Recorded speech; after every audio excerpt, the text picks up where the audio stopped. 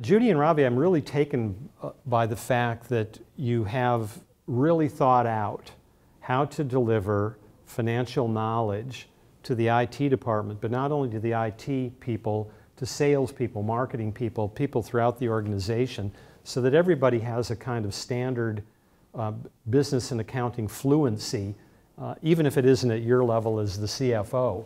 How have you gone about doing that? We established a class called Finance for Non-Finance Managers, and we provide this class to all of our key business leaders around the globe and in all different functions.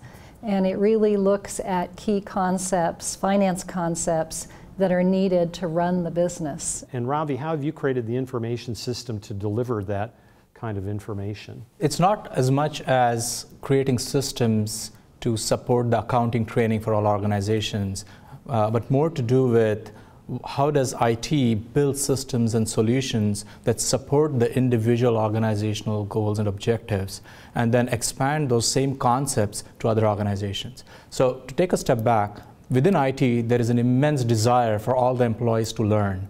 We do not consider ourselves to be a pure-play technology-driven organization. I like to call IT an organization which is the glue that holds the business together, because we really understand the finance, we understand operations, and we understand sales. We understand all the business processes and how they all interlock with each other, and hence we are in a position to provide systems and build systems that would be used across the organization seamlessly. I'm just wondering how you think about that, how you, Judy, think about IT as this, not just this expense, but this creator of revenue and this strategic weapon going forward.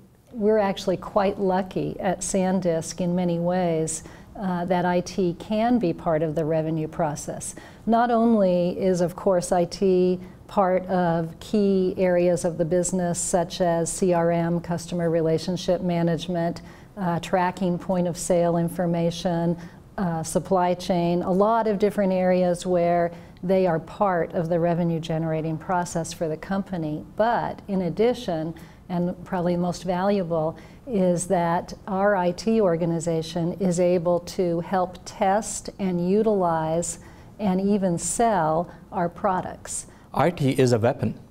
In fact, 5 years ago, when Judy asked me to run IT at SanDisk, the first thing I told my direct reports was, I want to weaponize IT.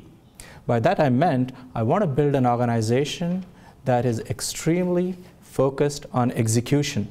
Speed of execution, ability to change course very quickly, and customer satisfaction were very important. In short, we wanted to build an organization that packs power. And the moment you build this kind of an organization, then the conversation very quickly shifts from IT as being a cost, because the business leadership very soon realizes that this organization is actually an asset for them to be able to achieve both their strategic and tactical objectives. SanDisk was once a startup in the late 1980s and a disruptor of many things, really rode Moore's law and changes happening in flash memory and so forth to become a global $6.5 billion company.